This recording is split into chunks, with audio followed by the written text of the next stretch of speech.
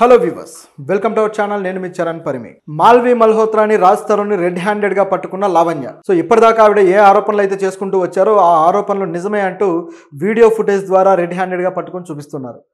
మామూలుగా అయితే ఆవిడ తన కేసులో తను ఏదైతే రాజ్ తరుణ్ మీద కేసు పెట్టిందో అందులో ఆవిడ మెన్షన్ చేసింది, రాజ్ తరుణ్ మాల్వి మల్హోత్రా అనే హీరోయిన్ కోసమే తనను వదిలేశాడు, ఆవిడ తోటి ప్రేమాయణం సాగిస్తున్నాడు అని చెప్పేసి ఆవిడ ఆరోపించింది. సో ఆయన వ్యక్తిగతంగా ఆవిడతోటి ప్రేమలో ఉండటం అనేది ఆవిడ ఖండిస్తూ ఆరోపిస్తూ కేసు అయితే పెట్టడం జరిగింది. అది కూడా 11 సంవత్సరాలు నాతో పాటు కలిసి సహజీవనం చేసి భార్యాభర్తలాగా ఉన్న మేము ఇప్పుడు సడన్గా నన్ను వదిలేసి వెళ్ళిపోవడం నన్ను మోసం చేసినట్టే అని చెప్పేసి ఆవిడ నార్సింగ్ పోలీస్ స్టేషన్లో కేసు పెట్టింది కదా. అయితే ఆ కేసు విషయంలో నానా రకాలుగా మలుపులన్నీ తీసుకొని చివరికి డ్రగ్ పెడ్లర్స్ అని అదని ఇదని అవన్నీ తిరిగి చివరికి లావణ్య డ్రగ్స్ కేసులో ఇరుక్కున్న విషయం కూడా బయటకు వచ్చి అన్నీ అయిన తర్వాత మాల్వి మల్హోత్రా రాజ్ తరుణ్తో నాకు ఎటువంటి సంబంధం లేదు, ఆయనతోటి నాకు ఏ ప్రేమ లేదు, మేము కేవలం సినిమాలో నటించాము, దీంట్లోకి నన్ను అనవసరంగా లాగారని చెప్పేసి ఆవిడ గతంలో చెప్పడం జరిగింది. అలాగే రాజ్ తరుణ్ కూడా వరుసగా తన సినిమాలని రిలీజ్ అవుతూ వచ్చాయి. ఆ పురుషోత్తముడు అని ఒక సినిమా, తర్వాత మరో సినిమా ఇట్లా రిలీజ్ అవుతూ వచ్చాయి. మళ్ళీ మరో సినిమా కూడా రెడీగా ఉంది రిలీజ్ అవ్వడానికి, భలే ఉన్నాడే అనే సినిమా. ఇంతలోనే ఈ కేసు అంతా చుట్టుకొని మళ్ళీ పెద్ద ఇదిగా మారిపోయింది. అయితే ఇప్పటిదాకా మాల్వి మల్హోత్రా ఏమో మాకు అటువంటి సంబంధం ఏమీ లేదని చెబుతూ వచ్చింది. రాజ్ తరుణ్ ఏమో తన సినిమా షూటింగ్లు అలాగే తన కొద్దిగా ముందస్తు బెయిల్ తీసుకొని మరి తన బయట ఉండి ప్రమోషన్లు ఇవన్నీ చేసుకుంటూ వస్తున్నాడు. ఈ పద్ధతిలో సాగుతూ ఉండగా లావణ్య మాత్రం ఈ కేసు విషయంలో ప్రతిసారి మీడియాకు అందుబాటులో ఉంటూ తన విషయాలన్నీ చెబుతూ తీసుకొచ్చారు. నిన్న రాజ్ తరుణ్కి ఒక షాక్ అయితే తగిలింది ఒక 2 days బ్యాక్. ఏంటంటే ఈ కేసులో ఆవిడ చేసిన ఆరోపణలతో పాటు పోలీసులు కొన్ని ఆధారాలు సాధించి ఛార్జ్షీట్ దాఖలు చేశారు. ఈ ఛార్జ్షీట్ దాఖలు చేయడంతో ఇక పోలీసుల దగ్గర ఉన్న ఆధారాలను బట్టి రాజ్ తరుణ్ తప్పుడు వ్యక్తే, ఆవిడ విషయంలో తప్పు చేశాడు అన్నట్టుగా ఒక విధమైన కలరింగ్ అయితే వచ్చింది. అది కూడా లావణ్య ఇక న్యాయమే గెలిచింది, ధర్మమే గెలిచింది అని చెప్పేసి ఆవిడ అన్నారు. అది నిజానికి ఛార్జ్షీట్ మాత్రమే, అంతకుమించి మరేం కాదు. ఛార్జ్షీట్లో పోలీసులు కొన్ని ఆధారాలు అయితే పెట్టడం జరిగింది. వాళ్ళిద్దరు ఫొటోస్ కావచ్చు, వీడియోస్ కావచ్చు, అలాగే వాళ్ళ ఆడియోస్ కూడా అన్ని పెట్టడం జరిగింది. అయితే ఈ కేసులో మాల్వి మల్హోత్రా రాజ్ తరుణ్ అందరినీ కూడా మెన్షన్ చేసినా సరే పోలీసులు కేవలం రాజ్ తరుణ్కి సంబంధించిన విషయాల మీద మాత్రమే ఛార్జ్షీట్ అయితే దాఖలు చేశారు. ఆ కేసులో రాజ్ తరుణ్ పేరు మాత్రమే ఉంది. ఇచ్చిన తర్వాత ఇప్పుడు కోర్టు అయితే ఆయన్ని ప్రొసీడింగ్స్కి హాజరు కావాలని చెప్పేసి కోర్టు ఇవ్వాల్సిన అవసరం అయితే ఉంది. వస్తే మాత్రం ఆయన్ని రిమాండ్కి తీసుకొని విచారణ అయితే చేయబోతారు. సో ఇదంతా ఒకవైపు జరగాల్సిన పరిస్థితి అయితే ఉంది. ఈలోపే 2 రోజుల్లో మరో ట్విస్ట్. ఇప్పటిదాకా మాల్వి మల్హోత్రా రాజ్ తరుణ్ ఇద్దరు వేరువేరుగా ఎవరి జీవితాలు వాళ్ళవే, సంబంధం లేదు, కేవలం ప్రొఫెషన్స్లో మాత్రమే మేము కలిసి చేసామని చెప్పుకున్న వాళ్ళు ఇద్దరూ కలిసి ముంబైలో ఒకే ఫ్లాట్లో ఉండటం అనేది అక్కడ ఇంకా ముంబైలో నివసిస్తూ ఉన్నారనమాట. సో ఆయన అడ్రస్ అనేది ముంబైకి చేరింది, రాజ్ తరుణ్ అడ్రస్. అక్కడ నివసిస్తూ ఉండడం అనేది రెడ్ హ్యాండెడ్గా వీడియోస్ రూపంలో ఇప్పుడు బయటకు వచ్చింది. లావణ్య అయితే ఆడియో కాల్ కూడా వినపడుతూ ఉంది. మాల్వి మల్హోత్రాతో ఆవిడ ఆడియోలో మాట్లాడుతూ కొద్దిగా హిందీ కొద్దిగా ఇంగ్లీష్ కలిపి, అంటే నా మనిషిని నువ్వు ఎలా తీసుకెళ్ళిపోతావు, నా మనిషిని ప్రేమ పేరుతోటి నువ్వు ఎట్లా లాక్కుని వెళ్ళిపోతావు అని చెప్పేసి మాల్వి మల్హోత్రాతో గట్టిగా అడుగుతూ ఉంది. సో ఇది క్లియర్, అంటే ఒక విషయానికైతే క్లియరెన్స్ వచ్చేసినట్టు. ఏంటంటే మాల్వి మల్హోత్రా రాజ్ తరుణ్ ఇద్దరు కలిసి సహజీవనం చేస్తున్నారు అనే దానికి ఇదొక ఎవిడెన్స్. పోలీసులు దాన్ని సబ్మిట్ చేయడానికి సరిగ్గా దొరికింది.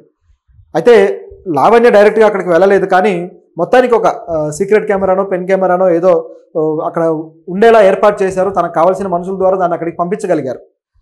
తర్వాత అదంతా రికార్డ్ అవ్వడము, ఈలోపే ఫోన్లో వాళ్ళు మాట్లాడడం బయటికి రావడం జరిగింది. ఇది ఇప్పటిదాకా జరుగుతున్న ప్రోగ్రెస్. అయితే దీంట్లో కూడా లావణ్య మరిన్ని ఆరోపణలు కూడా చేస్తున్నారు. అందులో ముఖ్యంగా శేఖర్ భాష మీద, ఆయన మీద కూడా ఆయన తన మీద దాడి చేశాడు అని చెప్పేసి కేసు పెట్టడం జరిగింది. అయితే ఆయన మీద చేస్తున్న ఆరోపణలు ఏంటంటే ఇప్పటిదాకా శేఖర్ భాష ఆవిడ్ని డ్రగ్ పెడ్లర్ అని, డ్రగ్ ఎడిక్ట్ అని నానా రకాలుగా ఆవిడ్ని దూషిస్తూ వచ్చాడు. చివరికి ఆ విషయాలు నిరూపించడానికి ఆవిడ గోవాలో ఏం చేసింది, ముంబైలో ఏం చేసింది, ఎటువంటి వారితో కలిసింది, వాళ్ళ చరిత్ర ఏంటి అని చెప్పేసి అనేక ఆధారాలు బయటికి తీసుకొచ్చాడు. దాంట్లో భాగంగానే మస్తాన్ సాయి అనే లావణ్య ఫ్రెండ్ ఒక డ్రగ్ పెడ్లర్ అని చెప్పేసి పోలీసులు ఆయన అరెస్ట్ కూడా చేసి అతను డ్రగ్ పెడ్లర్ అని ప్రూవ్ కూడా చేయడం జరిగింది. సో ఇదంతా చూసిన తర్వాత శేఖర్ భాష ఆరోపణలన్నీ నిజమేనేమో అన్నట్లుగా దాదాపు అర్థం చేసుకోవాల్సిన పరిస్థితి ఏర్పడింది. ఇలా ఉంటే శేఖర్ భాష అని రాజ్ తరుణ్ ఉపయోగించుకుంటూ తన మీదకి ఇట్లా ఉసిగొలిపాడు, అతనితోటి 70 లక్షల బేరానికి మాట్లాడుకున్నాడు ఈ కేసును, ఈ విషయాన్ని మొత్తాన్ని మీడియాలో ఇట్లా పెద్ద పంచాయతీ చేసి తన పరువు తీయడానికి అని చెప్పేసి ఆవిడ ఆరోపిస్తున్నారు. సో ఇది కొత్త ఆరోపణ. శేఖర్ భాష డబ్బు తీసుకుని వచ్చాడని చెప్పి చాలా కాలం నుంచి అంటున్నారు, కానీ ఇంత డబ్బు బేరానికి మాట్లాడుకొని దిగాడు అనేది ఇప్పుడు లావణ్య చేస్తున్న ఆరోపణ. అయితే మొత్తం ఈ ఛార్జ్షీట్ దాఖలు చేసిన తర్వాత కూడా లావణ్య తరపు లాయర్ ఎవరైతే ఉన్నారో ఆయన మాత్రం ఇంతవరకు బయటకు వచ్చేసి దీని గురించి మాట్లాడలేదు. అఫ్కోర్స్ ఆయనకి వేరే కేసులు కూడా ఉంటాయనుకోండి, వాటి విషయంలో ఉంటాడు కాబట్టి ఇక్కడ మరి కనపడలేదేమో తెలియదు. ఇది ఈ విధంగా ఉంటే ఇక మాల్వి మల్హోత్రా, రాజ్ తరుణ్ ఇద్దరు కూడా గాఢమైన ప్రేమలో ఉన్నారనేది ఇక్కడ క్లియర్గా తెలుస్తూ ఉంది. అయితే దీంట్లో ఎటువంటి కేసు ప్రకారం, ఎటువంటి సెక్షన్ ప్రకారం కేసులు నమోదయ్యి శిక్షలు పడతాయనేది ఏం అర్థం కాకుండా ఉంది ఇప్పటికీ కూడా. ఎందుకంటే మేమిద్దరం పెళ్లి చేసుకున్నాము, మా ఫోటోలు లేకుండా చేశారు, మొత్తం కూడా మొబైల్స్ నుంచి డిలీట్ చేశారు అన్నట్టుగా లావణ్య ఆరోపణలు చేస్తూ వస్తుంది. సో పెళ్లికి సంబంధించిన ఏ ఫోటోలు లేనప్పుడు, ఏ ఎవిడెన్స్ లేనప్పుడు దాన్ని ఏ విధంగా అంగీకరించాలనేది ఒక సమస్య. కోర్టుకు కావాల్సింది ఎవిడెన్స్ కాబట్టి అది చట్ట ప్రకారం రిజిస్టర్ అయిన పెళ్ళా లేకపోతే ఒట్టి పెళ్ళా అనేది కూడా చూడాలి. అదేవిధంగా పెళ్లి చేసుకుంటానని చెప్పేసి ఎక్స్ప్లాయిట్ చేయడం కూడా మోసపూరితమైన చర్య కిందకే వస్తుంది. సో ఇది కఠినమైన శిక్షలు పడే అవకాశం ఉంది ఈ తరహా దానికి. ఆ విధంగా చెప్పినా సరే దానికి సంబంధించిన ఆధారాలు అయితే చూపించాలి. ఇది 11 ఏళ్ల సహజీవనం కాబట్టి దానికి తగిన బేసిక్ ఆధారాలన్నీ ఉంటాయనుకోండి.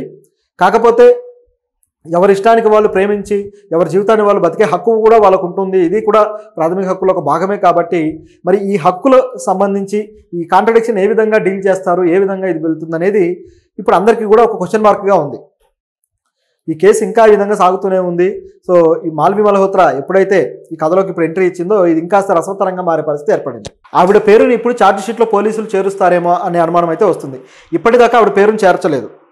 నిజానికి ఆవిడ నీకు డబ్బులు ఇస్తాను, దాదాపు ₹1 కోటి దాకా ఇస్తాను, లేకపోతే అంతకన్నా ఎక్కువ ఇస్తాను, నువ్వు అతను వదిలేయి అని చెప్పింది మాల్వి మల్హోత్రా అన్నట్టుగా ఆవిడ ఆరోపించింది. దాంతోపాటు నిన్ను చంపేస్తాము, నీ బాడీ కూడా దొరకకుండా చేస్తాము అని చెప్పేసి ఆవిడ బ్రదర్ కూడా లావణ్యతోటి ఫోన్లో మాట్లాడినట్టు గతంలో మొదటిసారి కేసు ఎప్పుడైతే పెట్టిందో అప్పుడు చెప్పింది. ఇవన్నీ జరిగినా సరే, వీటికి సంబంధించిన ఆధారాలు పోలీసులకు ఇచ్చినా సరే వాళ్ళు ఈ ఛార్జ్ షీట్లో ఆవిడ పేరైతే మెన్షన్ చేయలేదు. ఆ కేసు నుంచి పూర్తిగా ఆవిడ బయట ఉన్నట్టే అయింది.